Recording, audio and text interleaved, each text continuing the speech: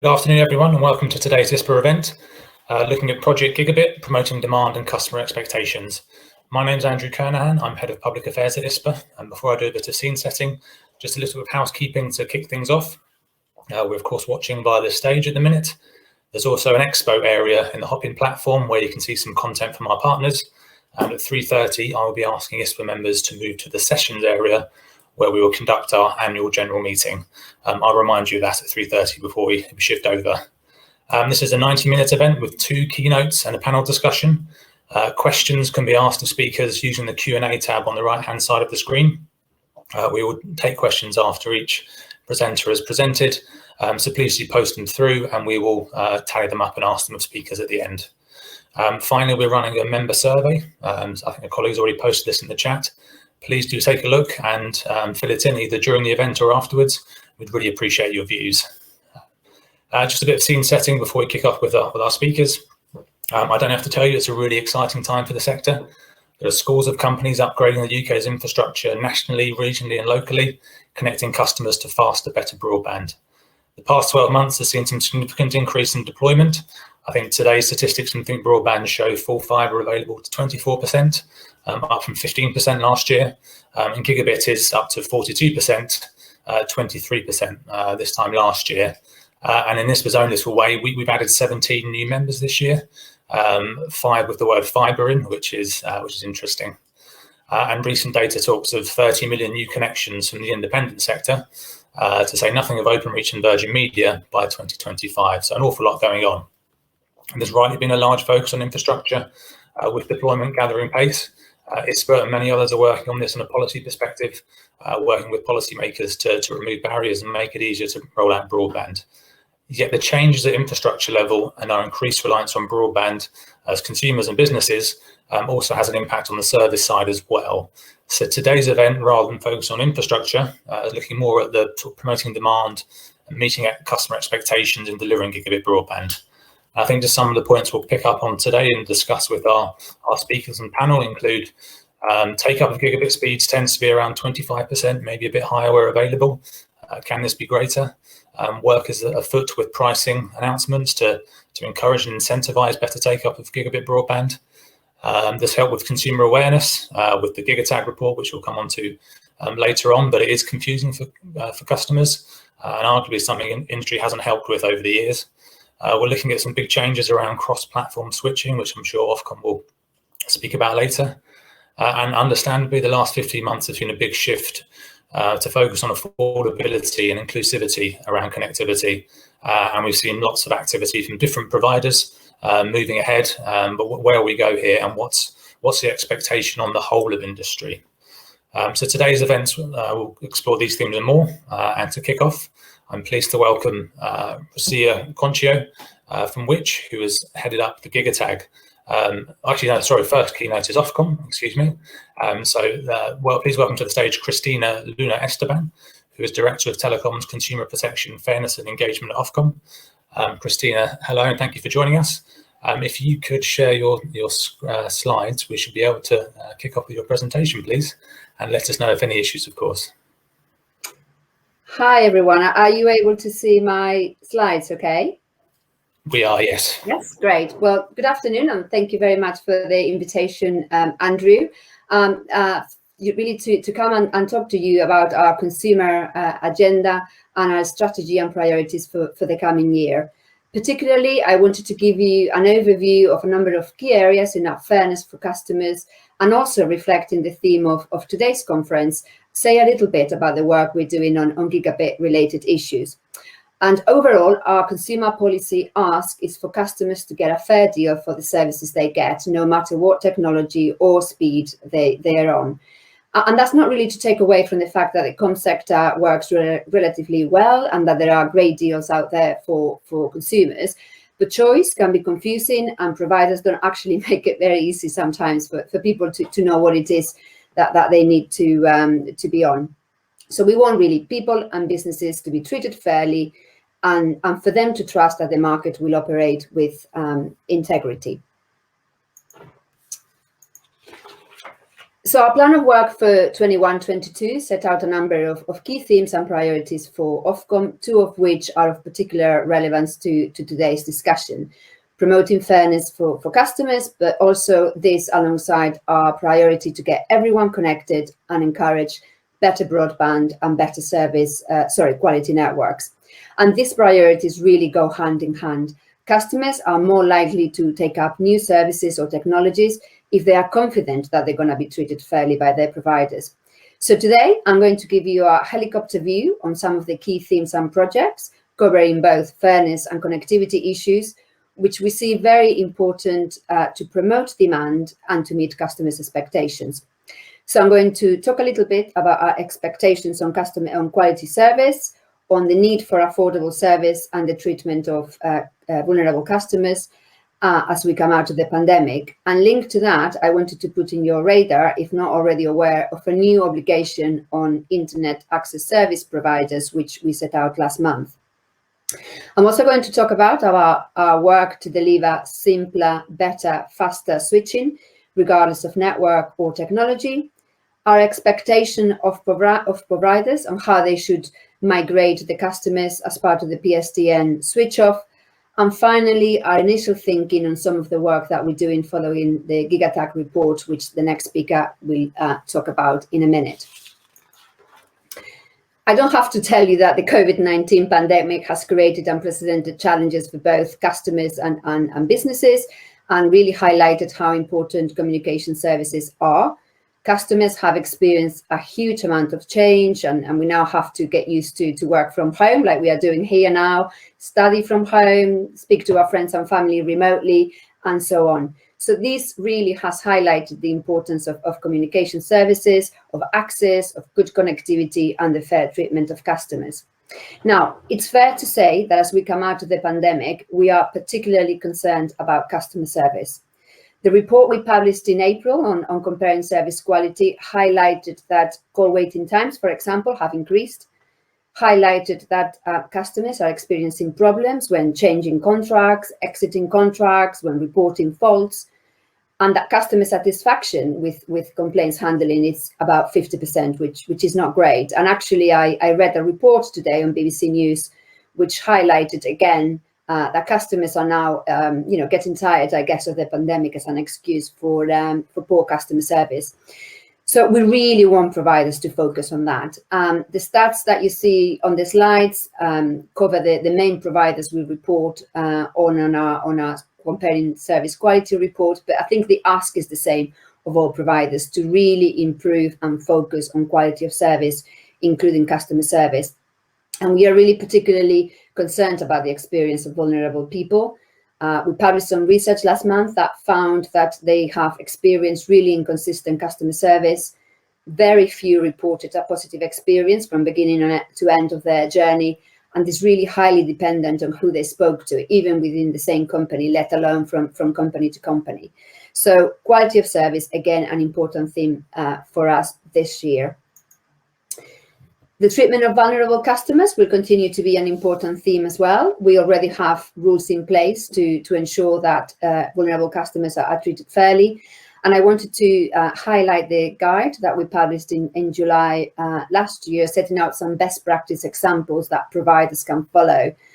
However, we think there is a little bit more to do on this, and we are monitoring the situation. We'll say a little bit more in a couple of weeks around debt and disconnection. And we're also going to say a little bit more on our sort of desire to see affordable communication services. As I said, communication services is really important, so we really want to make sure that everyone is able to afford them. And research we published in December showed that about 20% of households have problems affording their communication services. We have continued to monitor the situation, and we will again in a couple of weeks provide an update on the situation with our thinking on the need for targeted tariffs. So watch out for that. And finally, I said in the introduction that I wanted to put in your radar a new obligation that is coming into stream in June of next year. And this is for all internet access service providers to provide emergency video relay to British Sign Language users. I realize this is a new sort of customer obligation, as it were, on some providers. So I really urge you to engage with this if you haven't done so already, to make sure that this service is available to your customers from June of next year. So I've given you a bit of a helicopter view, really, of the sort of key themes. And now I wanted to focus on some of the key projects that all have gigabit take-up related matters. The first one is our work to deliver simpler, better switching by December of next year. We have already put in place some rules in December, which mainly is the obligation to have a gaining provider-led process for residential customers, the obligation to not charge customers for notice periods beyond the switch date. We are limiting loss of service to 1 day, and we're also setting out compensation rules for customers when things go wrong with the switch. So those rules are already in place. We are now consulting on the actual process itself to introduce a GPL solution for residential customers. We wanted industry to come up with a solution. Unfortunately, that didn't happen, and we have two options that were put to us, which we have consulted on, and we are now assessing the responses and carrying out some work with the view to publish our final view shortly after the summer. So we really, again, look forward to work with industry as we set out our new sort of thinking on this and make the delivery of a new switching platform a reality by December of next year. We see this as very important to encourage gigabit take-up, because for the very first time, people will have an easy way to switch between providers, no matter which technology or which network they are with. The second project I wanted to highlight, and again related to gigabit take-up, is the migration to IP and copper retirement. Internet service providers need to get ready for the migration to IP. The PSTN has come to the end of its life, and BT is retiring its copper network in December 25. Other providers have similar deadlines as well. Now, this is obviously an industry-led process, but we are concerned that it will have an impact on some customers, for example, those consumers who rely on the landline or have sort of telecare services, but also businesses who are part of the national critical infrastructure sectors. So we have got a program in place to ensure that providers treat the customers in the right way during the migration. Again, I urge you to engage with it if you haven't already done so. But just to let you know, our expectations are really that providers give adequate notice of any service changes, that you ensure all your communications are clear, transparent, timely, and they're in a format that meets your customers' needs. We really expect you to assess the needs of your customers and to help them with their migration and to minimize disruption wherever possible. So again, really just to urge you to engage with that. And finally, I wanted to highlight some work we have started to do following the GigaTac report that you will hear a little bit more in a minute. And this is some work towards common standards. So we are working with providers and with consumer groups to develop common standards for how providers describe the characteristics of the broadband products that they sell, including the gigabit-capable products. And really what we want is for people and businesses to understand what it is that they're buying so that they can identify the right product for their needs, especially very important in their sort of migration to IP process. So we think the common standards will deliver greater clarity and consistency on the terminology that is used to deliver products and technologies, and also on how providers communicate to their customers the advantages of moving to gigabit-capable networks. We are doing this voluntarily, but we are not ruling out the possibility of regulation if the industry doesn't make firm commitments. So, hopefully we won't need to go there, but it's definitely sort of something that we cannot rule out. Now, the GigaTac report, which you will hear in a bit, also recommended that Ofcom works with industry to ensure common terminology. And we are really agreeing with this recommendation, and we'll work on this as part of our work on common standards. So I've given you a bit of a whistle-stop tour of some of our consumer policy priorities at the moment. There are many more. There is more work we are doing on the implementation of the European Electronic Communications Code and our compliance program for that over the next 18 months. We're also doing more work on end of contract notifications, how effective they have been, and are there any changes we need to do on that. But this was probably going to take quite a long time, so I'm going to stop there. But if anyone wants to have a further conversation on any of those topics, I'm very happy to follow that. Thank you. Thank you, Cristina. That was very useful and speedy run through, as you say, of some of the big things you're working on at the moment. I would encourage audience members to post questions in the Q&A if they would like to follow up on any of that. But to start with, I have a few to throw at you, if that's okay. Starting at the end, I suppose, there with the work on GigaTag, you mentioned use cases work you're looking at. I wonder if you could say a bit more about what that will entail and whether that's looking at more than just, say, definitions of full fibre and other terminology and where you're thinking at this stage. I think it's too early at this moment, Andrew, if I'm honest. We are thinking about that. We've just kicked off the work on common standards. So we will, as part of that work, we will look at the recommendations on the use cases that you mentioned. But I think it's too early for us to say anything on that at the moment. Yeah, fair enough. I look forward to exploring that further and also hearing from Rocio on this later. Just a more, and again, you mentioned the word sort of helicopter view. So a lot of consumer policy, as we see it and work on, seems to be based more around ADSL, perhaps FTTC kind of world. Where do you see Ofcom's role going once gigabit speeds become more sort of widespread and there's less of a focus on speed and more about quality of service and other things? Is that something that Ofcom's looking at this stage? Absolutely. And to be fair, I think we see the move towards gigabit networks will go hand in hand with an improvement in quality of service and a focus really on people's desire for reliability. So that's something we're really focusing on. We of course want people to take up the new technologies, but again, I think it's more from that sort of customer experience and better quality service.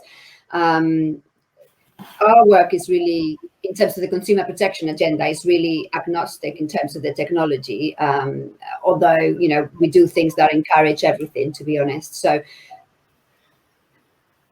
yeah, I think it's more around that customer experience that we will be focusing on from our consumer policy angle. So things like the broadband speeds code of practice will perhaps still be relevant, but perhaps in a slightly different way, given that the focus on headline speeds won't be such an important area. That's still quite important, and we're doing work at the moment on the broadband speeds code of practice. And again, you know, we'll probably say a bit more on that in the next few weeks as well. Yeah, no, I'm very much looking at further ahead as opposed to the short term. I completely get that. I suppose another angle on consumer policy that we see is that there's, as you mentioned, there's lots going on, different areas moving very quickly, lots of interventions, some big, some small, lots of activity from NGOs and so forth. How can we make sure that consumer policy delivers for those that perhaps aren't as engaged in the whole sort of process and switching than perhaps those that are? How can we get to those people that seem to be the hardest to reach? That's quite an interesting question, because that's something that we're grappling with all the time.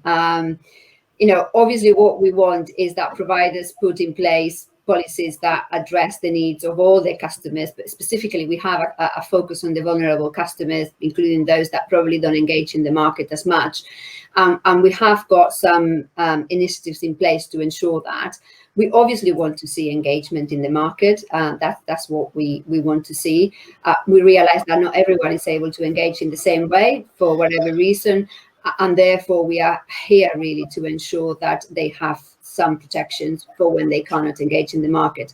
Some of the things I talked about in terms of debt and disconnection, for example, we look at, you know, what can we do for those people who cannot engage for whatever reason. You know, they may have mental health problems and so on, and they cannot engage in the way that, you know, maybe you and I can do. So yes, I mean, we are here to protect those customers, really. Yeah, I suppose building on that, the work of social tariffs. Yeah. I mean, where does Ofcom see its role going forward? I mean, there's relatively, it's still early days, of course, but I think take up is perhaps still quite low. Will you be keeping an eye on take up and publishing, and how you're going to keep across this very important area? Absolutely. So in the next couple of weeks, I'm expecting we will publish an update on our affordability work, and in there we will provide an update on what's the situation with affordability at the moment as we see it. And we're also going to set out our thinking on social tariffs and the need for those. I mean, I don't think I'm out of turn to tell you that we think there is a need for that. Communication services, as I mentioned at the very beginning, are very important. We want people to be able to access communication services in an affordable manner, and therefore we think there is a case for social tariffs. This is a matter for government. We can't introduce them. We can, simply advise, but in our view, there is a need for that, and encourage providers to develop those. Thank you. Actually, I have a question from the audience, from Paul Latham. He's asking, how are you expecting customers to be able to switch when the infrastructure last mile was owned by a private provider who invested in installing in that connection? So I suppose it's the switching issue. I'm not quite sure that I follow this question. Is this in relation to the new switching process? I mean, every provider of a residential tariff, as it were, is going to have to use the new switching process. That is a new obligation, and it falls onto all providers. So, if you sell residential products, you will have to use the switching process that we will be establishing in the next few months. Is that what you were referring to? I think so. The issue of this platform is we can't have live feed with the question, unfortunately. I mean, just to be clear, the obligation falls on the retail provider. So the retail provider would have to ensure that their customer is able to switch through the new process, regardless of who installs the connection. And there's probably a wider point there about industry awareness and engagement as the switching program outlines or rolls out, as we will see. Finally, just for me, you mentioned the video relay and putting that on the agenda. Thank you for doing so. I mean, what are Ofcom's plans, or your plans to go out to industry further on this? What can we expect in the short term? So we are currently open for applications. It's up to providers whether they themselves provide the emergency video relay. Obviously, if they want to do that, that will have to be approved by Ofcom, so we have to approve the service.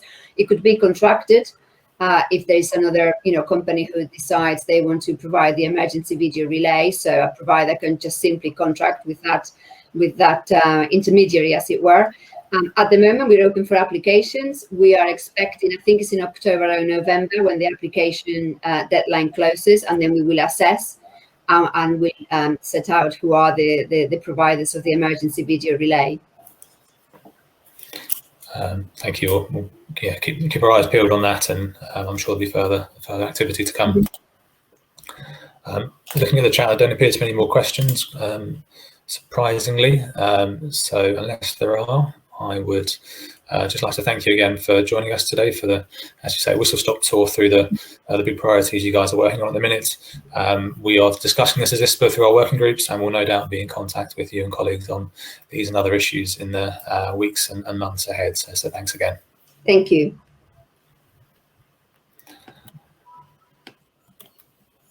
So moving on to the next part of the agenda and our second keynote, which is this time correctly from the Gigatag from Which. So I'd like to welcome Rocio Concha to the stage. If you could unmute and turn your video on, that's great, thank you.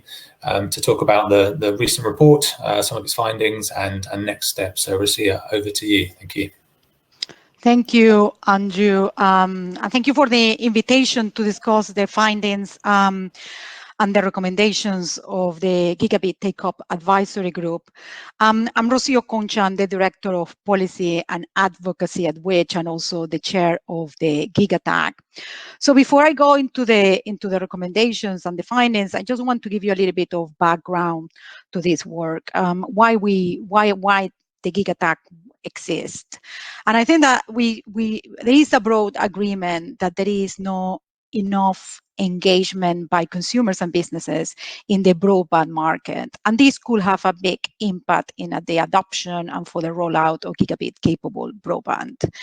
So that is why Matt Warman, Minister for Digital Infrastructure, in August last year asked which the CBI and the Federation of Small Businesses to convene the GigaTag to look at how to stimulate the demand for gigabit-capable broadband, but also to take a look at the barriers to make sure that we understood those barriers in detail. And in addition to which and the CBI and the FSB, other members of the GigaTag include the Broadband Stakeholder Group, the Internet Service Provider Association, Beat the Business, Ofcom and DCMS as observers, and Good Things Foundation as an external advisor. So that was the group. But in addition to that, the group engaged quite a lot with the industry. We have 2 roundtables with providers, local authorities, other consumer groups and business groups, and also we have a call for evidence, and we got a number of responses to that. And also when we publish the interim report, we also engage with the industry on that and receive further evidence on this. So I think that it's fair to say that the GigaTag brought together quite a big range of expertise, and I think that was one of the reasons, because we were able to really understand this in very relatively short time and come up with what I think are robust recommendations. So let me start by looking at the barriers briefly before we go into the recommendations. And I want to start with the barriers that consumers face. I think that they can be summarized into three areas. The first one is lack of awareness. So the majority of people are not aware of gigabit-capable broadband. I quote there some of the research that we have done that say 59 are not aware of the term gigabit-capable broadband. But it's not only that they are not aware, it's that they don't know what the benefit is of these services. There is no clear understanding among consumers what is the killer application for this. So again, I quote some research that we have done on that and say only 29% indicate that they need faster speed. So they don't really see why they need gigabit capable connections. And also they don't understand how that connection differs from the connection that they currently have. Again, I quote other research there that 40% are unclear on how that is different from the connection that they have. So if they don't understand the benefits, they don't understand why this connection is different from what they have today or how it's different, well, actually will not be surprising that they are not willing to pay more because they don't really see the benefits. So we have found that only 21% will be willing to pay more than they do now for this service.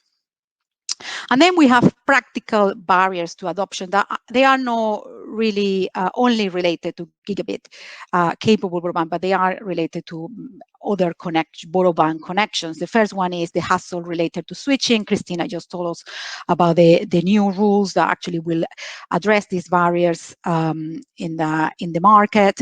We have affordability issues.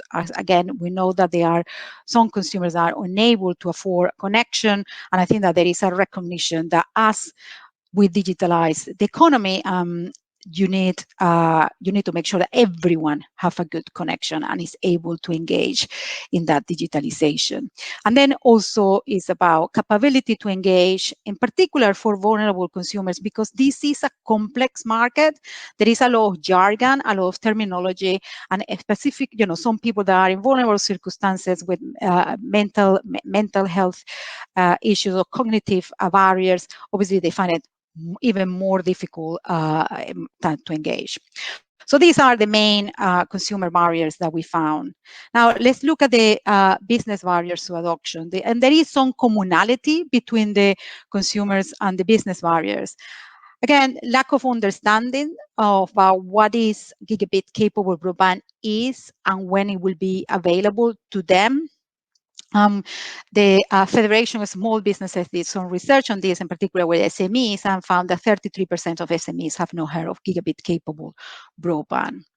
And then they don't understand the benefits. So similar situation with consumers. They don't really understand how adopting those services are going to improve the day-to-day operations. And then the final key barrier is the lack of skills. Often there is no, especially in SMEs, there is no person in the business that is in charge of making sure that they have the best connection for the business, and therefore that is a barrier. And there are barriers about skills in some SMEs about really engaging with these markets. As I said before, is complex and full of terminology. So these are the key barriers that we found. That, you know, in order to reach this conclusion, we engaged extensively, as I said, with the industry. We review also the evidence that was already there, but also we did our own research. So now let's look at the recommendations that we put forward in order to address those barriers. And let's start with those recommendations about improving awareness and understanding. So the first recommendation, and Cristina already mentioned that, is that we ask Ofcom to work with the industry and with consumer groups to on terminology, consistent terminology, and use cases to describe gigabit capable services. I think that this is key if we want to tackle this issue. So it's great that Ofcom is already getting on with that work. And as we say, the timing is critical. I mean, we really need to get to this as soon as possible, because obviously we know that the services are already being rolled out. So the sooner that we tackle this, the better. And as we say, the responsibility is Ofcom. Ofcom is leading on this, but obviously working with the industry consumer groups. As a part of that, we also put forward labeling as something that Ofcom should consider to see whether labeling could help or can play a role in improving consumers and business understanding. We look at labeling in our, in the work that we did, and there is a number of considerations, like the criteria to, if we go, for example, with a gigabit ready mark, what is the criteria we should be using? So our recommendation was that Ofcom should look at this as a part of the terminology, because it's about dealing with the same issues in helping people to understand. And then information campaigns, and they are, two kind of set of information campaigns. You think about it, is the local campaign. We think that local authorities play a very important role in this, not only in engaging the demand and helping the demand to understand these services, but also they play an important role with the supply. And we know this from talking to the providers. So one of our recommendation is that there should be a gigabit toolkit that all local authorities should have. And BD UK is already working in that toolkit to make sure that they have the right information about the benefits of gigabit capable broadband, and also they have access to the right information to engage their the consumers in the local areas with this. Again, the timing of this is now, as soon as possible, because as we know, these are being rolled out. So we know BD UK is already working on this, so that is good. Then is about a government nationwide campaign. We look at a number of previous campaigns, like, for example, the digital switchover. And we think that a national campaign can play also an important role in addition to the local campaigns. The consideration with a national campaign is the timing. So there is no point in doing a national campaign now when everybody or a large part of the population have access to this, because that can only add to the confusion. Imagine that you've been told that there is this brilliant connection out there for you and you should engage with this, and then when you go to engage, you find that you don't have access to that connection. So that doesn't really help. So our recommendation is that there's going to be a point where this will be, that should be done, and it's something that the government need to consider about what level of rollout we should be already doing a national campaign. And obviously, it will not be the government alone; they will be leading that, but consumer groups, business groups will all engage and helping to reach the right businesses and consumers. So these are the key recommendations in this area. So let's move to the next set of recommendations that are basically to deal with supporting businesses and addressing the low willingness or ability to pay. So the recommendation that we put forward, one of the recommendations that we put forward on this was an employee discount benefit scheme. So we look at, for example, at the cycle to work scheme as a possible, something that we could replicate broadband in gigabit capable broadband. We reached the conclusion that wasn't the best way to do that, but we then look at possible discounts where the employee will pay less for the service by using a discount provided by the employer via the scheme. We think that this can work quite well. Obviously, there is still more work to be done, and as we said in the report, the CBI, working with the industry and the government, will look at developing that recommendation further and understand the tax implications and the cost of that. The next one is about affordability for specific consumer groups. So again, Cristina talked about voluntary social tariffs, and the government is doing quite a lot of work on that with the providers. There are a number of providers that are already offering social tariff. Obviously, the sense is in the current networks. We will expect that once we move to the gigabit capable network, we also will have social tariffs there, because as again, otherwise you are excluding people from the whole engagement with digital service, and that is no fair, and it's not something that we want to see. So we are very positive about the work that is happening, but we want to make sure that actually that continue when we are when we have consumers in gigabit capable networks. And also we talk about vouchers in our recommendations. We look what other countries have done. Greece, Italy have all introduced vouchers. We think that should be part of the considerations the government in this area in terms of affordability. I think that more work needs to be done to understand the impact that those vouchers have had in addressing this area, but we think that is something that the government should look in detail. And then in relation to addressing business skills and the barriers from businesses, I mean, as a part of the toolkit for the local authorities that I mentioned it before, we are saying that this information pack should also signpost courses that they already exist in terms of digital skills. I think that there is a lot of provision of some of these courses by local authorities, but also by charities. And I think that we need to make sure that we put this information in the right place so people know that these courses exist and they can have access to those. We also recommend that local authorities are already providing these courses. And we say that they should also consider vouchers for software and hardware for some small businesses. We recognize that is depend about funding. There are already interesting schemes doing this, like for example, the digital enterprise in the Leeds area, and we think that this could be a good, exemplar to do this. And then, as many of you know, the government announced in the spring budget the Help to Grow scheme.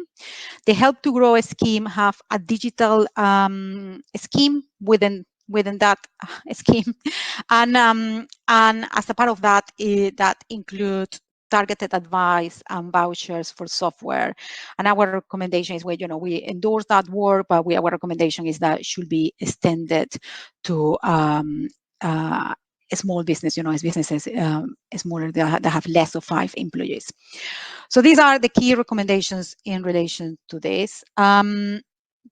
In terms of the next step for the gig attack, so the gig attack is not going to disappear. We are going to continue being quite engaged into this. So we are meeting in 6 months since the publication to review progress, and after that we will be meeting biannually again to continue checking progress, also providing the right support to the government, Ofcom, the industry. I mean, also there will be actions for several of us in implementing these recommendations. So that's it that I have for the in terms of the slides, and now I'm looking forward to the discussion and the questions. Cool, thank you, Rocio. That was very, very useful. Very good overview of some of the barriers and next steps and recommendations from GigaTag. We've already had a few questions come in via during your presentation, which is good. So we'll start with those, I think. First one from Daniel is: to what extent will these barriers to adoption naturally fall away as gigabit-capable broadband becomes more widespread? I think I don't think that they will fall away unless we tackle some of these things. I mean, the issue with terminology in the broadband market is not new. We already see in the core market the lack of engagement. So I think that there's going to continue to be an issue. Of course, everybody will have to move to gigabit-capable networks. But you want to make, the first thing that I will say is, obviously, you want to make this smooth. You don't want to be pushing people to do this. You want this to be done in a way that is easier for the industry to do that. But the second thing will say that they can move to the network, but they may not take a full advantage of the services that the network provides. So I don't think that will fall away unless we are quite clear about the benefits, the terminology, and also it will not fall away also many of the barriers about affordability and other issues that we have mentioned that. Yeah, thank you. And actually, just following up on the terminology point, the next question is a thorny one that comes up often at events, which is what was the GigaTag's view of the use of fibre in broadband advertising, an issue that's been going on for some time. Yeah, I will not comment on this. I think that there is, but what I will say is that we really need to be careful going forward, because some of the issues that we are facing today is because we have taken a proper look at terminology. So I'm sure that this issue will be part of the discussion that Ofcom will have with the industry. And you think it's best for Ofcom as the regulator to be the one that determines these words, these phrases? Yes, well, it's Ofcom, but Ofcom, as they made very clear, is working with the industry. It's not working in isolation. So it's Ofcom obviously have to convene that discussion. And as Cristina said, they also have the powers to, they want to do this voluntarily, but if that doesn't happen, they have the powers to make it mandatory. So it's definitely something that Ofcom should lead, but obviously in consultation and working with the industry and also with consumer groups, because we are here to help. We are happy to test things with consumers. We can reach many consumers, and we will be quite, very keen to help with this. Yes, as an industry association with lots of members, we also probably reflects your view on this, and it's a challenging one that I think needs full consultation with all the relevant players to come up with the right definitions. The questions keep coming in. Question from Andrew around use cases, and there's obviously lots of use cases in the report. Why not focus on the more compelling use cases in the first instance, where not everyone necessarily needs gigabit-capable broadband? So, I mean, we don't make recommendations in the report about the use cases. We mention some things that for example, thinking about reliability, consistency, and these sort of things that should be part of the considerations that Ofcom have to make in developing these use cases. So, we are not saying that it has to be complicated use cases. It probably will be something that will evolve as well as the use of the technology. There is also more innovation about, where you will need these much better connections. So yeah, I think that is something that we need to think about the use cases now and also how that will evolve in the future. The report looks at rollout as well and talks about local authorities and their role in perhaps delaying rollout through granting of way leaves and streetworks and so forth. I know there was a recommendation around Gigabit toolkit to address this. I was wondering what conversations you've had so far with local authorities on this and how engaged they are. Yeah, so we have talked to some of the local authorities, and they were part of the engagement that we did to inform the report. I think that there are some local authorities that are more engaged than others. I am aware that some providers find it difficult to engage with the local authorities. So the toolkit is to basically kill two birds with one shot. So the one first is to help the supply side, help the providers to make sure that local authorities understand the benefits and the importance of this, but also then providing local authorities with the right information so they can engage the demand to help the take-up and the switch to the network and the take-up. So I think that's quite important. The discussion that we have with those local authorities, they are very positive. They really want to engage and help with this. We need to make sure that, as I said, this is at the moment there is a mix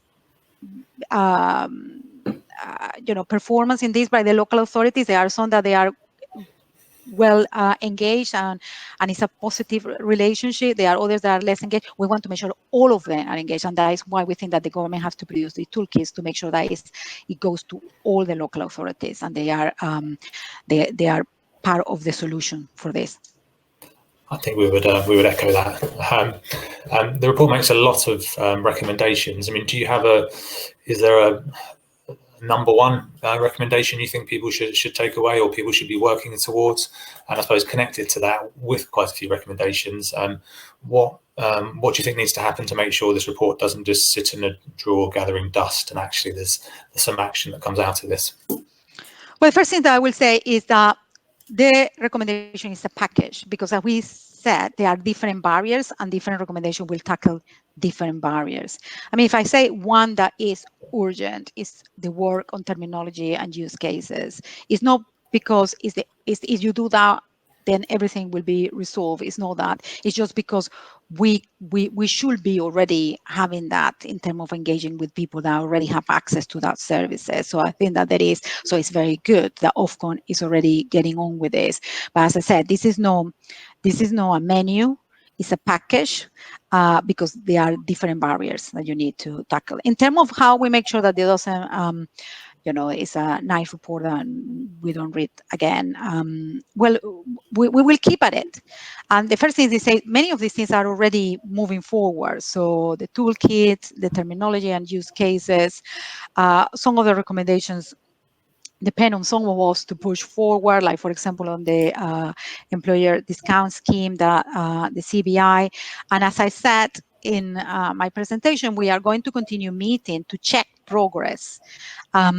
So I hope that provides the right incentive for all of us to continue to be involved in this and make sure that we implement these recommendations and develop these recommendations to tackle the issue.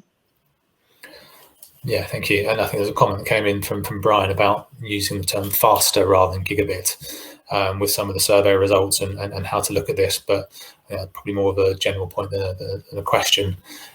If I may, just one final question from me before any final questions from the audience.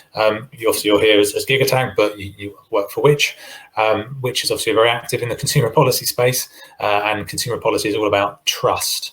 As an industry organisation, we obviously see a lot of your press releases and output and research. We often sometimes feel that it focuses on the worst cases. And do you think how does that play into the sort of consumer policy agenda and engendering trust, would you say? Is that a fair comment, I suppose, would be the first question? It's difficult, isn't it, unless you look at all the comments. So obviously, obviously we have a tendency to call out when things are not working well, and obviously when things are working well, we are not there saying brilliant work, continue doing it. In newspapers and this sort of thing. So we use that channels to, to highlight issues that need to be tackled. I think that where some issues are starting to be tackled, sometimes we also issue our response to that. But also we have other ways to recognize, the good work that the industry do, like, for example, best recommended providers and these sort of things that basically highlight those companies are doing well for consumers and delivering good outcomes. In terms of trust, I mean, I hope that the industry trusts us. At the end of the day, we are here not to give the industry a hard time because we want to give them a hard time. We are here to make sure that consumers are getting a good service. And Cristina, in her presentation, mentioned the problems that are now at the moment with quality of service with some providers. I mean, this is an issue that we are going to be very vocal, of course. So if you are delivering good outcomes for consumers, you don't have anything, we will not be calling you out is those that are not delivering for consumers. That's a very, very fair point, and thank you for taking the questions. I don't think there are any more questions on the chat, so just causing me to say thank you again for presenting and for taking those questions. Really interesting to hear, and I'm sure we'll be working with you on the implementation of some of these important steps as well, so thank you. Yeah, no, thank you for the invitation, and also if anyone want to reach out to me to have further discussion on this, please do so. Thank you. Thank you. Right, so we move on through the agenda onto the third part, which is a panel discussion. So I'd like to welcome my esteemed panel members to the stage, please.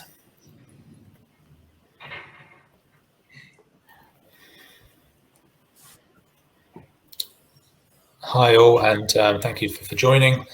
So really today's panel will just pick up on some of the discussions from earlier, but also look at the sort of consumer expectations and promoting demand from different industry perspectives. We have a panel here of representatives from different parts of the industry, and ISPA is very proud to represent the breadth of the sector, from sort of established household names through to some of the newer alternative networks and everything in between.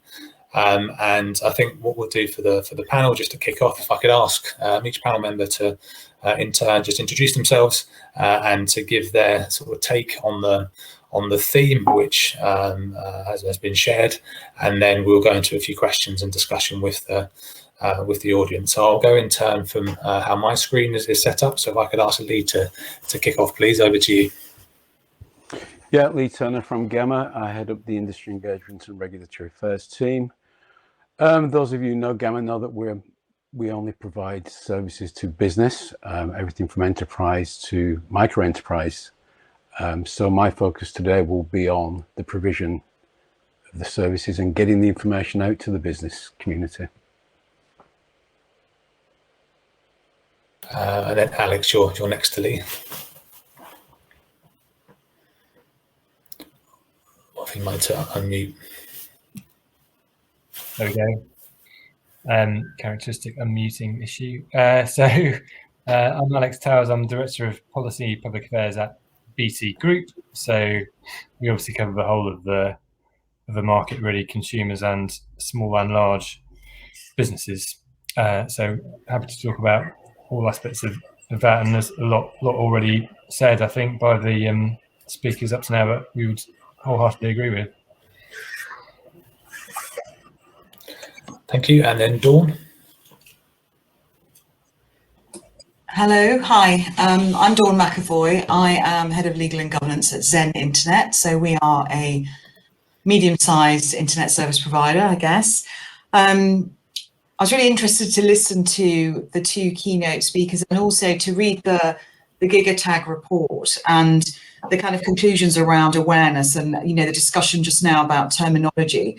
It's funny, at lunchtime, I was just talking to my husband and I was like, yeah, we're doing this thing. It's about gigabit broadband. He's like, well, what's gigabit broadband?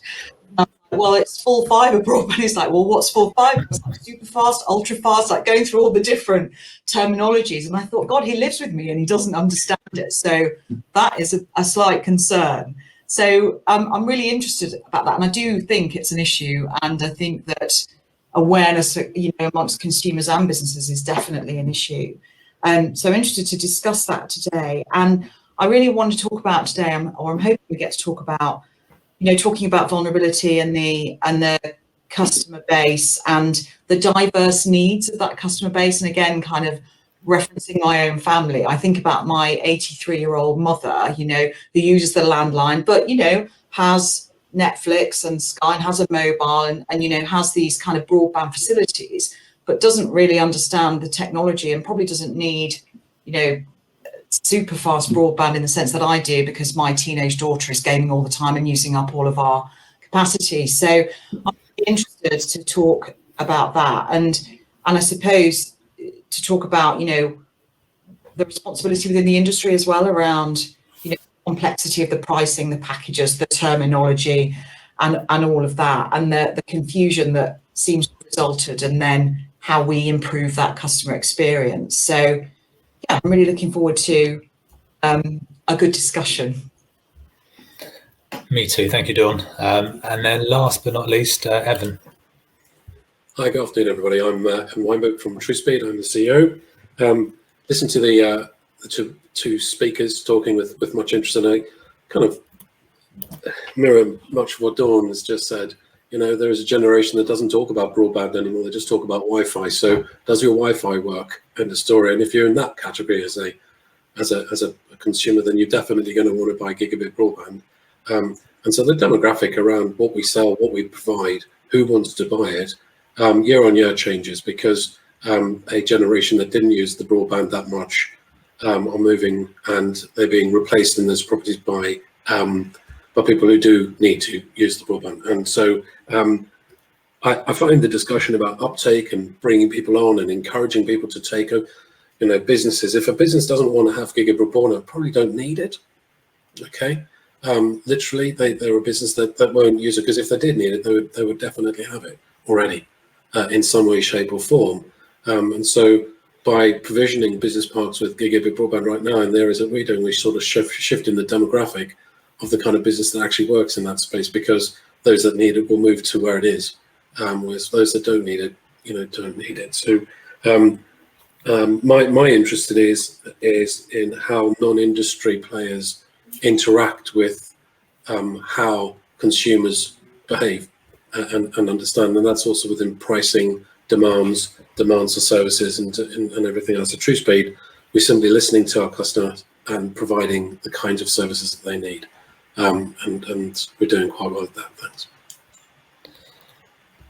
Thank you, Evan. So supposed to kick off with questions, and maybe I might throw it back to you, Evan, just as a vertically integrated altnet perspective to start with. I mean, the take-up of gigabit broadband where available is around 25 to 30%, supposedly. I mean, what more can be done to encourage take-up? I mean, what are you doing in a certain part of the country? Obviously, certain areas as well. How are you looking to go beyond those kinds of numbers?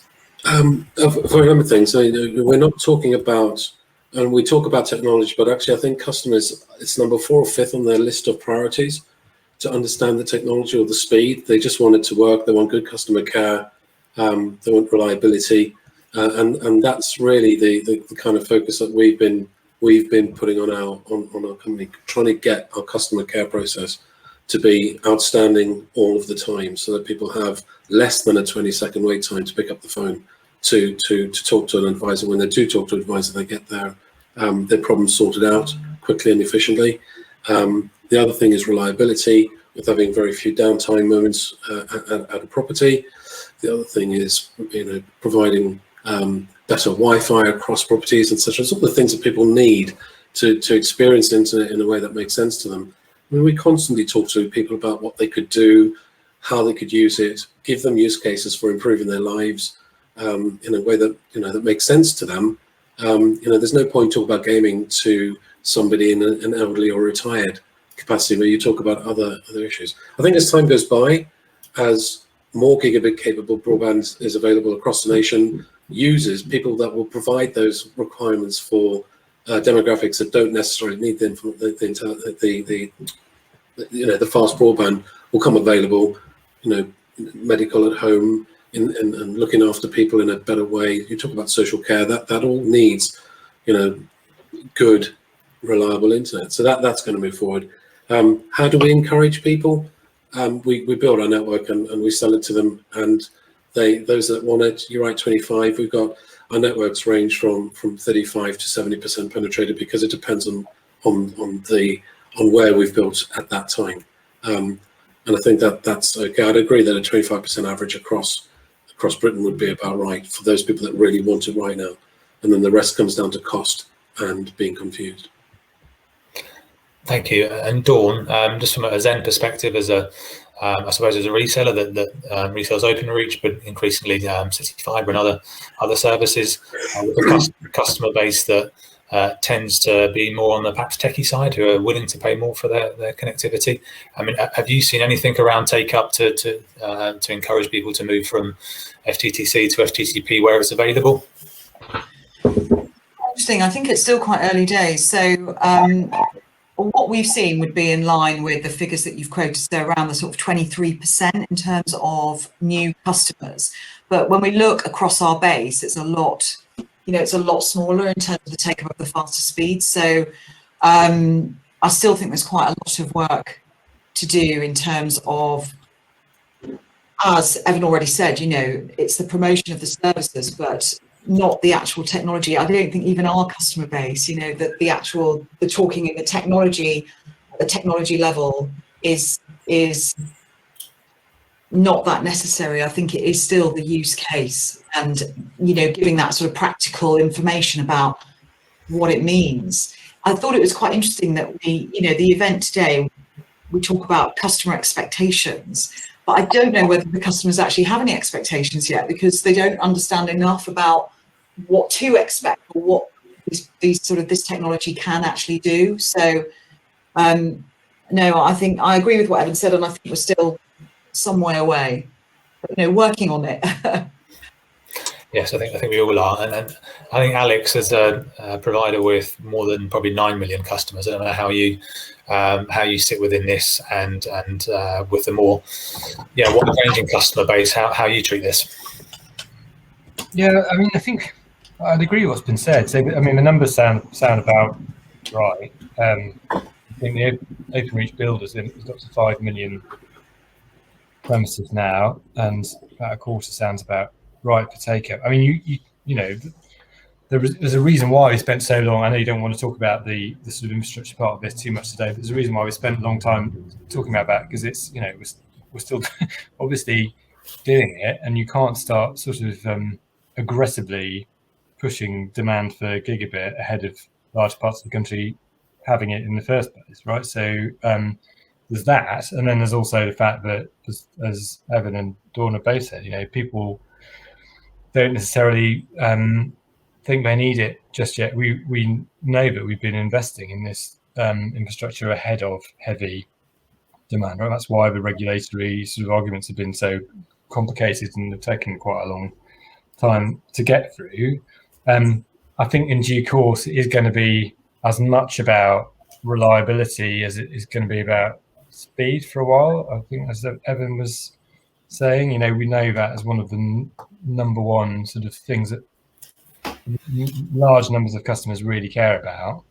It's just, does it work? Does it go down? Is it reliable? Can I trust it? They focus on that and on value and on price, arguably a bit more than they do on speed at the higher end. And we're not yet in a world where a gigabit is really within the realms of what most ordinary families and households kind of need. So we just got to take it a stage at a time. So I think I really support all of the sort of ideas about concepts to start trying to think about how do we think about different ways of encouraging demand, and certainly educating people about what's available, the small business end in particular, thinking about how this technology can help and what the differences are, and how it might be part of digital marketing for your company, and whether help to grow. All of that's really sensible, but we can't kind of race ahead of the reality of where lots of people are and what they actually need as of now.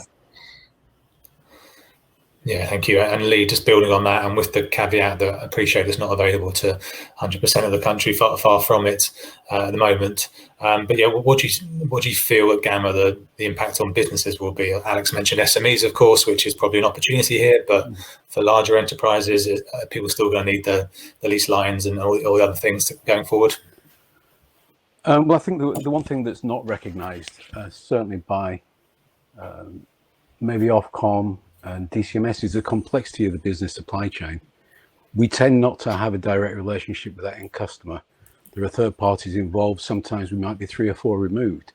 And that introduces extra complexity into communications, into pricing, into product. And the one thing I can say at the moment is that there's a lot of confusion in the market. And some of this is being caused by various initiatives being conflated. So we have on one part a product withdrawal, which is a voice product withdrawal. We have the deployment of full fiber. We have the introduction of transitional products in the market, which are going to bridge the gap between what we have now and the full fiber products. Some of those will be a mandated move. And so when you talk to, we have what, in the region of 1,200 channel partners, they don't know what to sell. And if they're buying from, and these channel partners put packages together from various wholesale providers, and they're getting mixed messages. Some of the mixed messages are from a commercial perspective, other ones are from a product availability. So it all comes down to what we've been asking Ofcom for now for 18 months, probably longer, is communications. Certainly within the business market, we can't work on a 1 year, 2 year time frame. Our customers sign 3 year, 4 year contracts. They lease equipment, they amortize equipment over an amount of time. They need visibility of what's happening. And that's the other issue we have, is that we have businesses saying, well, I want to plan for the next 3 years. When is it available on my nationwide footprint? We can't tell them. So we face slightly different issues. And then if we look at, I think it's already been discussed, and I think as Andrew Camplin said, we have customers who don't require it. They're running a corner shop, they're running a hairdresser's, they're running the takeaway. They need a telephone line and a way to process payments. Now, the argument is, well, you can still do that with a gigabit, but you don't necessarily want to pay for it. So it's how we address the concerns of that market, and we continue to provide them with the services they require. In terms of the Ethernet market, I think there's been some concern that it might cannibalize quite a high margin product, but certainly for enterprise, they need that sort of dedicated infrastructure. I don't think it will impact that. I think it will impact the poorly served areas who've had no choice but to buy leased line services because they've had poor broadband in the past. Again, it's all down to communication. I think what we need is a concise communication, but we also need consistency. I think there are different messages being put out there about what is happening and when. And just building on that, interested in the panel's thoughts around whether we need an overarching strategy from whether that's industry, whether that's government, whether that's Ofcom, whether that's everyone together, on the opportunity around the big upgrade that's going on at the moment, but also the expectations of broadband. So I'm old enough to remember big reports from previous governments, like the Digital Britain report, that set out a big strategic vision across the piece. At the moment, it feels like it's a bit more piecemeal with initiatives here and there, including GigaTag, and some communication from government based more around infographics than actual sort of substantive strategy documents. What are the panel's thoughts on the need for some kind of overarching strategy to bring all this together and to show us where we're going? And I think the importance of the internet and ISPs and broadband, Wi-Fi, this past 15 months has maybe put that into focus a bit more. Well, we've had lots of conversations with DCMS, Ofcom and government about how we get a communication strategy out there. From the residential market, there's some reticence that you might be jumping the gun. If the products are not out there and they're not out there nationally, the last thing you want is your call centers being flooded with customers saying, when can I have it? When can I have it? Why haven't I got it? On And we sort of understand that, but there should be some preparation communications. Yeah, this is what's going to work. This is not what's possibly not going to work. This is what you might have to change within your household. Not just yet, but bear it in mind. For businesses, as I said, we need to start getting those comms out. It's a matter of urgency. Now, we don't want people going signing a new 5-year maintenance contract on the PABX, their analog PABX, when it has a limited shelf life. We also don't want to start double selling products which have limited shelf lives. Does anyone else want to come in on the need for something bigger from government, perhaps bigger and bolder to set a vision? Yeah, I mean, on the one hand, we've got a very, very bold vision of getting gigabit speed sort of everywhere by 2025 or close to. I mean, personally, I would say, especially if you're thinking about what was the pandemic causes, it's going to be important to focus a bit and target where is government attention going. And I wonder if it may be less about sort of trying to inflate demand ahead of supply for gigabit and more about thinking about things that have really been an issue through the last year or so. There's definitely something about affordability, and this is now less about, I suppose, gigabit speeds are just sort of super fast, and social tariff. Absolutely, some of the earlier speakers have been reflecting on, and we have now launched a half price tariff for people on universal credit. I think there's an important question about the rest of the market going with that. What's government's role? What's the regulator's role? Trying to think about how do we make sure there's some safety net there, and you put that together with this, still being an issue about a decent chunk of households who are not online at all, and it's not an issue even about affordability. It's an issue about sort of interest and awareness, and that's something that's even on their agenda. And if I was sat in government and sort of trying to think forward 5-10 years to a world of digital public services and things like TV going all IP, I'd be worrying away about that and trying to think about what are the things that they ought to be doing that may be less about trying to push consumers in the next year or two to take up a specific product now, but more about what are the underlying bits of regulation and standard setting and longer term thinking that they can be doing to try to imagine that future and get those groups who otherwise just won't be part of this to be amongst it. Yeah, very interesting. I mean, maybe Dawn or Evan as two slightly different ISPs, one who vertically integrated runs their own infrastructure. How have you looked at the vulnerability question this past 15 months? As Alex said, BT put out a social tariff. Is this something you're looking at, or interested in your thoughts? I'll go first if that's okay, Dawn, because I got there first. Yeah, we're definitely looking at that. What we did as a company was we looked in our region and we wanted to understand what charities there were that were trying to bridge the gap between those that could or couldn't in the digital world. And what we found was really very interesting. We as providers, whether you're vertically integrated or not, look at it from the perspective of a customer buying your connection and then using it. And in some cases, and in fact, a lot of cases, the lack of the use of the technology was one based on social standing, if you want to look at it that way, but also on the utter inability to use the internet. So simply providing a connection and some technology to somebody to say, there you go, now you've got the internet, use it, would still not change what went on in that property, and that was causing a problem for young people, children who couldn't look to carers and parents for guidance with this process.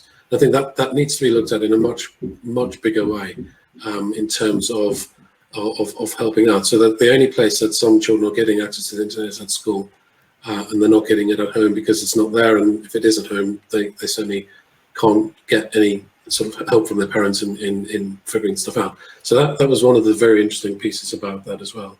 But we've also introduced cheaper products, and we're in discussion with local authorities to understand, like Alex has talked about, how you validate somebody on universal credit to provide a cheaper product, because that actually is a nightmare in terms of managing that sort of data.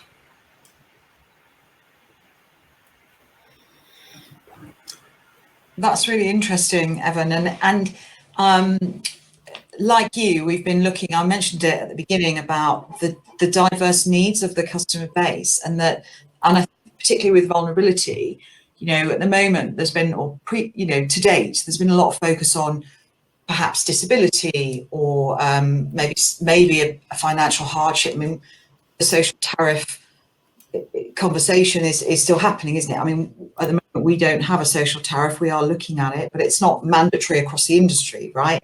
So I think we're still in that. We're not quite there yet, are we, with the sort of socio-economic aspects of vulnerability? And the pandemic has shown that with the access to technology for children in lower income households, with the homeschooling and all the problems that were experienced through that. So I still think there's more we can do there. And I do think that there's other vulnerabilities, like people, I mean, I mentioned my mom who's 83, but, people that are not technologically savvy, but still need broadband, if you like, maybe not a gigabit, but they still need, a fast and certainly a reliable connection, as Alex mentioned. And I think that sector is overlooked, and we have this huge aging population, and I don't think we focus on that enough. And then you think about things like, I mean, we're certainly talking about things like, managed installations, for example, people that are not comfortable with technology or even maybe afraid of it. And to be honest, I'm talking about my mum, but I'm in the middle of that kind of, some of it I'm okay with, but a lot of it I'm not, so I think about those users and how a managed install, for example, would be really helpful. Someone that, the engineer doesn't just come and connect you. They come and they set you up and they plug your phone in so you can use your digital voice connection and all of that. And it's all backed up and the battery's working properly, so that you just have to use it, which goes to the point, I can't remember who made it earlier about, people don't care about the technology. They just want to be able to use their Wi-Fi, right? So I still think we've got quite a bit to do on the vulnerability side as an industry, actually. And just looking at how we fund provision to, services like a managed install, which potentially would normally be quite an expensive thing to do, how we can possibly fund that, and perhaps how government could help to fund those kinds of activities within industry so that we are sharing some of that cost. On that, there are some very interesting initiatives going on with local authorities. I know there's one going on in Liverpool at the moment where they're rolling out fibre to social housing. And instead of charging them for it, they're building it into the rental of the house. So that it's an always-on initiative. If you're receiving universal credits, your rent rebate will cover your broadband connectivity. Now, it doesn't get rid of the fact that you may not have any devices in your house to access these services, but it is one option, and it shows where local authorities and providers can work together. The provider still gets the return on his investment. The local authority build an asset, and the end user benefits from, an easy to, well, they're not really purchasing the connectivity, it's part of the house. Yeah, that's interesting. I mean, I've had to ring my energy company several times in the last few months, and each time I speak to them, they ask me a range of questions as to who's living in the house, whether there's children, vulnerable people, and so forth. I've not had to ring my ISP for years because it just tends to work, and therefore I don't need to contact them. But I don't know if ISPs are under obligation or through voluntary means ask a similar range of questions. Perhaps that's something which will, every time someone contacts them, whether that will evolve as well as this issue continues to grow. It's quite difficult. Oh, sorry, after you. Sorry, I was going to say it's quite a difficult area as well, vulnerability in that respect. Like, who's living in the house? Have you got any particular I don't know, illnesses or concerns or issues that, you know, we obviously want to adapt our service to support those people.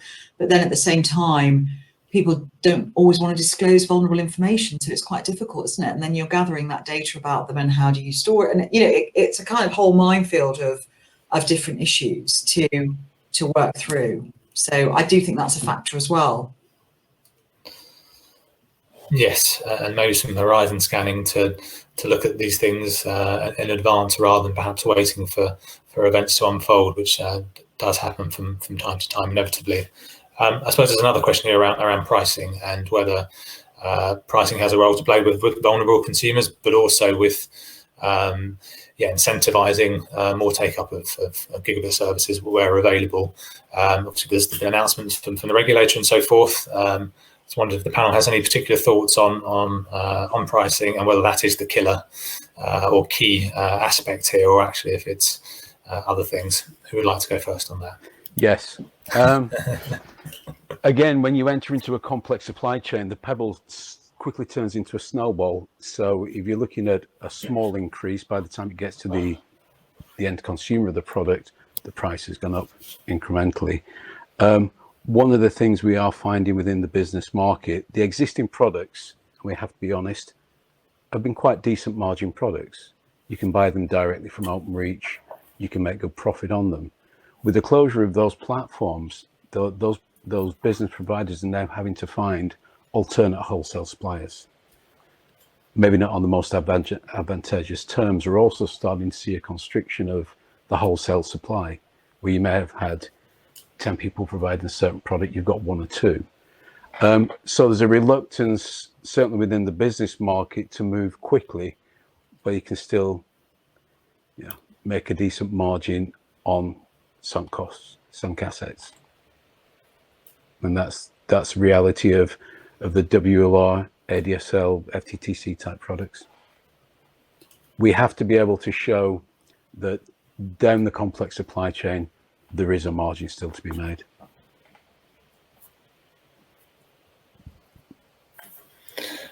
Anyone else like to come in on that?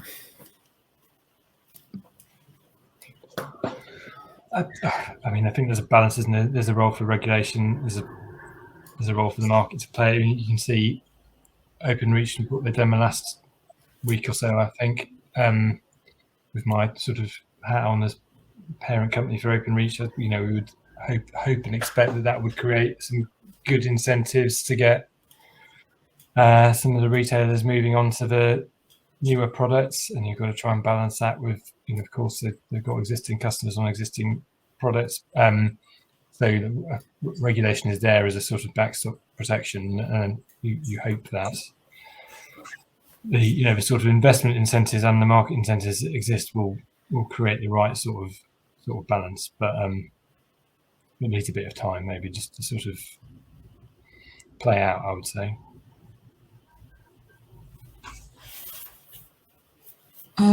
I was just going to comment that I don't, you know, I suppose I'm a bit focused on the kind of consumer barriers, if you like, and I don't, you know, we've got a very sort of price-driven market, but I feel like we're kind of, the industry has created that. You know, we've gone quite a long way to create that, because we offer, you know, big discounts at the beginning, and then, you know, but price hikes are in there as through the life of the contract, and then it's quite confusing for customers. And I think, you know, at Zen, we're not the cheapest provider in the market by quite a long way.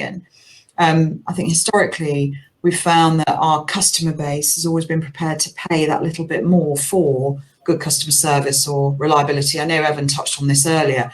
And so I think it is a value for money. There's a value for money aspect to it as well. I think if a service is reliable, you can get hold of your service provider, you know, it's just easy to transact and do business and manage your service, then I think people will pay a bit more for that. You know, there won't necessarily, there'll always be that sector of the, you know, the consumer sector that are going to want to get the cheapest price, and they're going to switch and they're going to do all of that. But generally, I think, you know, people don't really want the hassle. They're not going to be switching around. They just want a good provider who's going to give them the service that meets their needs. So that's what I think about pricing, I suppose. I do agree with what Lee said, though, about the complexity of pricing in the supply chain and how that has an impact downstream, you know, and how we can improve that.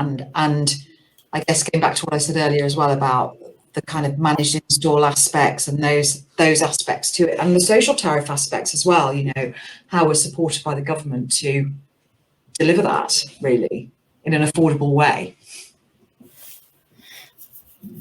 Yeah, thank you. We've had a few comments. Oh, sorry, Evan, after you.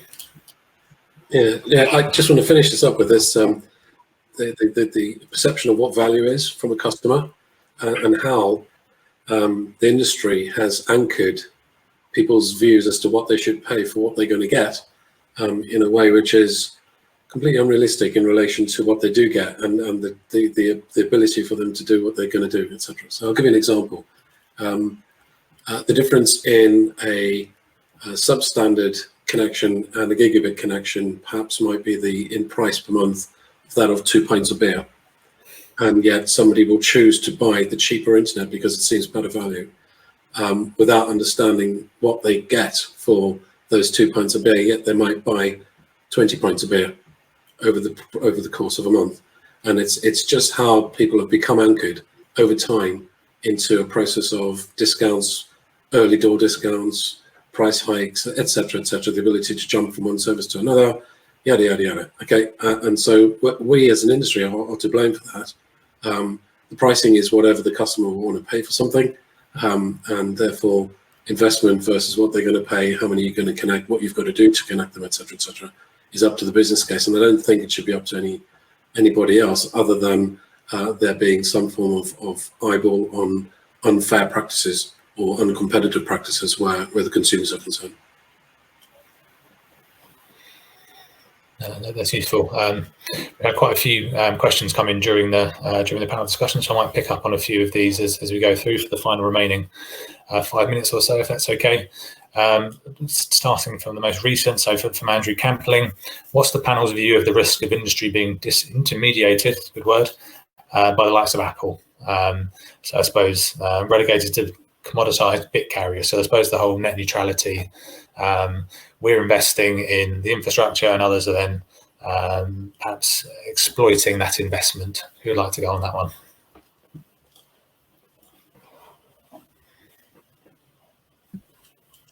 I'm happy to. Yeah, no, hi, Andrew. I think it's definitely something to worry about. I think maybe it's also something not to sort of perhaps totally panic about.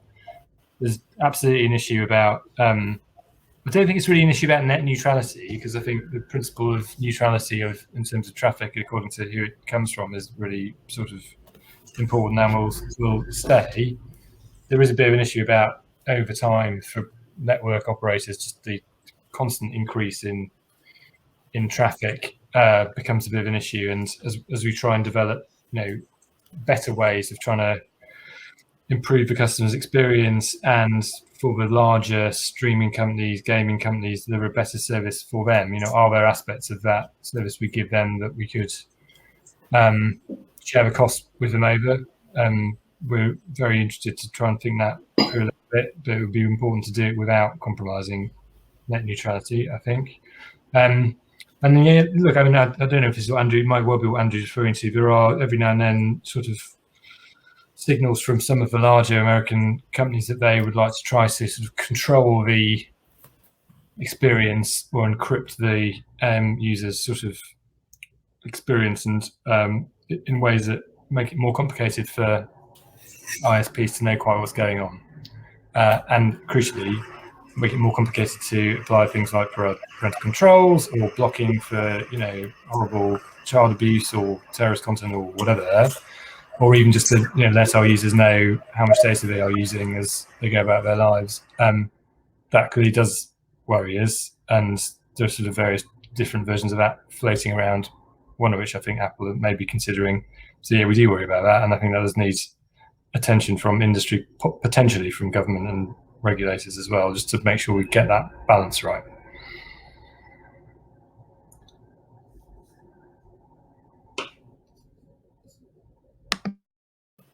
Anyone else like to come in on that point? As Alex says, I think there's two parts to it really. It's the investment point, which I think Ofcom said they might be looking at, but also the whole DNS over HTTPS and things getting harder and for ISPs to control the network in the way they perhaps would have done previously with added gatekeepers.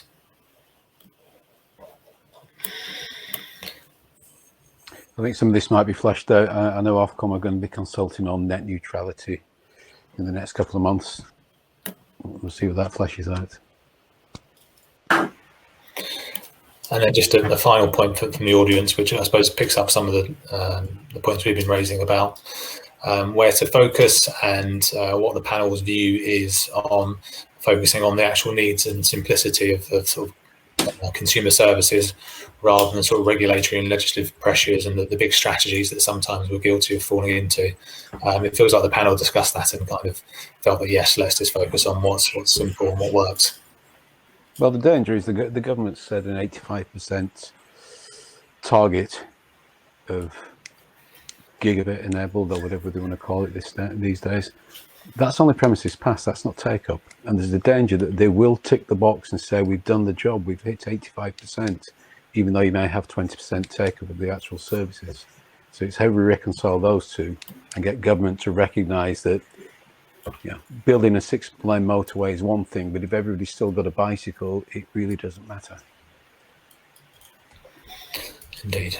I think just conscious of time, I don't know if the panel members would like to do a final final sort of takeaway from the discussion. If not, we can sort of pause here as well, but I think we've run out of questions from the chat. So yes, unless anyone would like a final say, I will just say thank you very much for joining us. Really interesting. Appreciate there's only so much you can cover in a 45-minute period. We got through a lot from different perspectives, from different providers, which is something ISPA likes to think it does very well. So yeah, just thanks again. I look forward to welcoming you to future events, perhaps in person. Thanks very much.